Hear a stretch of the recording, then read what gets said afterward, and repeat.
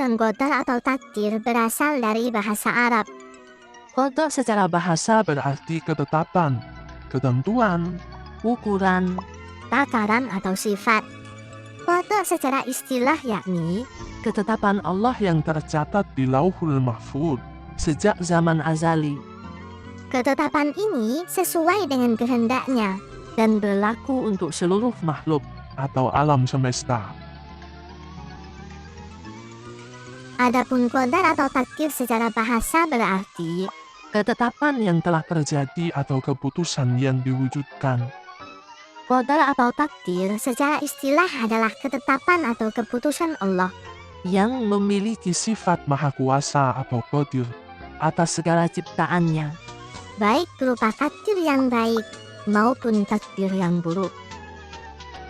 Ciptaan Allah ada kalanya terwujud Setelah melalui proses alam atau mengikuti hukum sebab akibat, seperti wujudnya anak karena adanya orang tua, dan wujudnya harta benda karena hasil usaha manusia.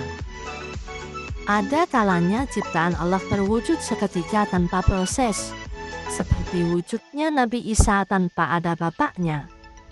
Wujud mukjizat Nabi Isa menghidupkan orang yang telah meninggal dunia karena sudah menjadi perintah Allah. Hal ini bisa kita simak dalam Quran Surat Al-A'raf ayat 54. A'udzu billahi minasy syaithanir rajim. Bismillahirrahmanirrahim.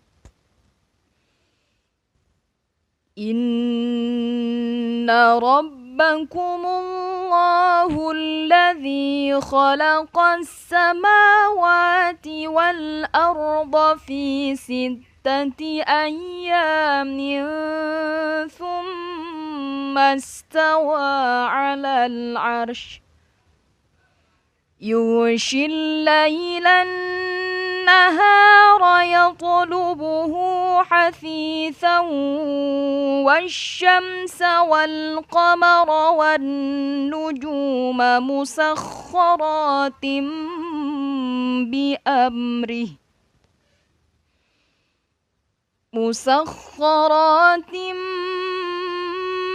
amrihi ala lahul khalqu wal amr tabarakallahu rabbul alamin. Sadaqallahul azim. Dengan kata lain, qadar dan takdir merupakan perwujudan atau realisasi dari qada. Hubungan antara qada dan qadar sangat erat dan tidak dapat dipisahkan. Qada adalah ketetapan yang masih bersifat rencana, dan ketika rencana itu sudah menjadi kenyataan, maka kejadian nyata itu bernama qadar atau takdir.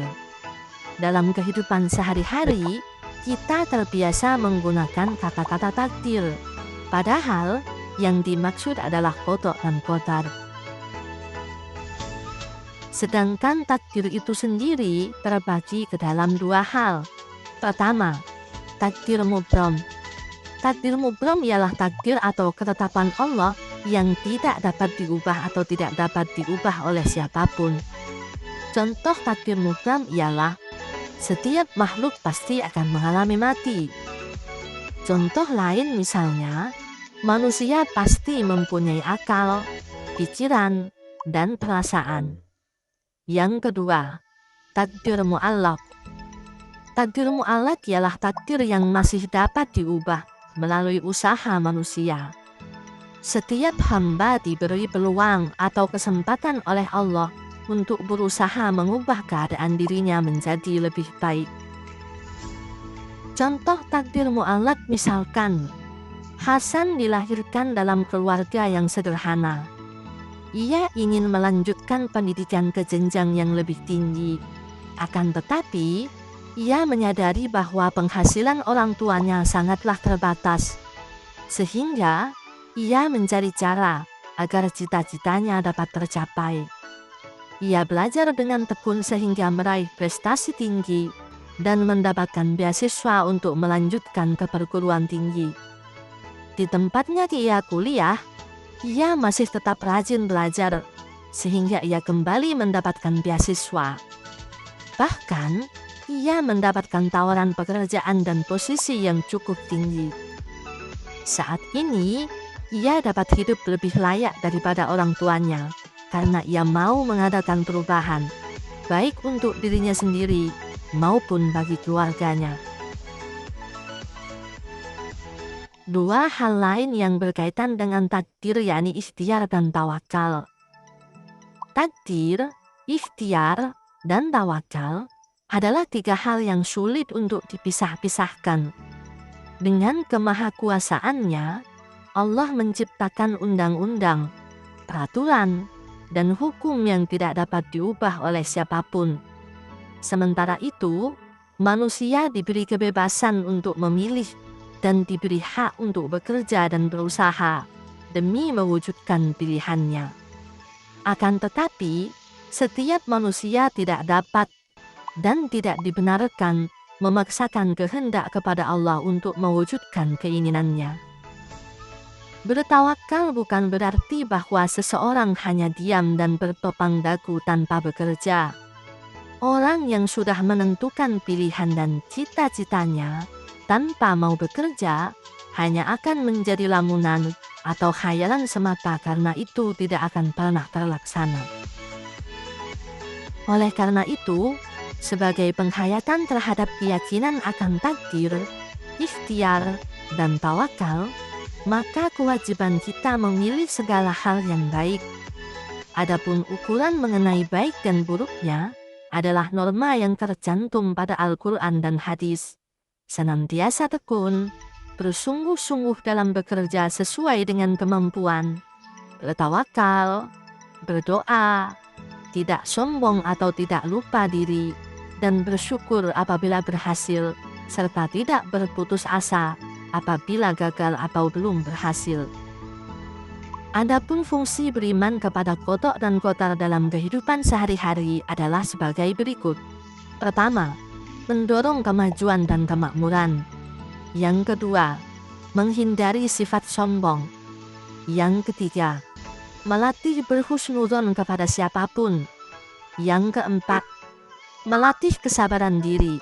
Serta yang kelima, terhindar dari sifat ragu dan penakut. Beberapa perilaku mulia yang mencerminkan iman kepada qada dan qadar adalah sebagai berikut. Pertama, yakin terhadap qada dan qadar dari Allah, karena pada hakikatnya, qada dan qadar tersebut sangat logis. Yang kedua, pemahaman yang menyeluruh mengenai qada dan qadar akan melahirkan pribadi yang mau bekerja keras dalam meraih sesuatu. Yang ketiga, Allah tidak akan menyalahi hukumnya, sehingga manusia harus yakin akan kekuasaannya atas hidup dan kehidupan dirinya.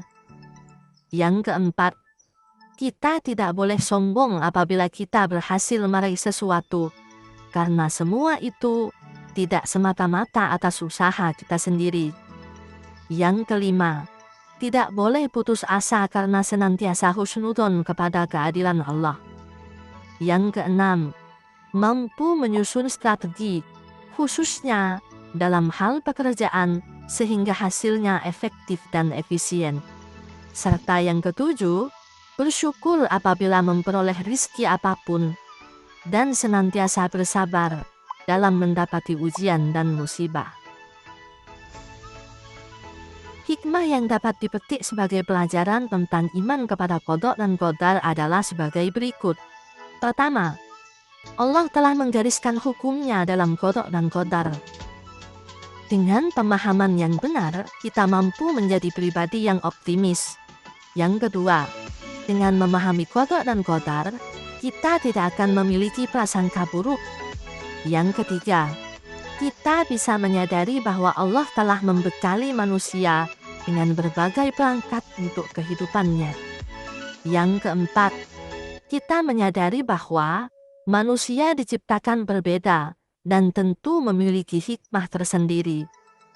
Yang kelima, dengan memahami qada dan qadar, kita dapat menyadari bahwa segala yang diciptakan dan yang terjadi di dunia ini tidak pernah luput dari kekuasaannya. Yang keenam, manusia berhak memilih untuk melakukan sesuatu.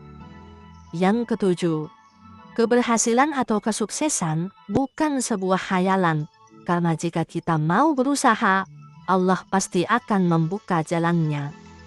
Yang kedelapan, mampu membedakan antara jalan yang baik dan jalan yang buruk. Yang kesembilan, menjadi pribadi yang tidak pernah berputus asa atau lupa diri. Serta yang ke-10, Allah tidak pernah menjadikan sesuatu dengan sia-sia. Oleh karena itu, manusia tinggal mempergunakan karunia tersebut dengan maksimal dan sebaik-baiknya.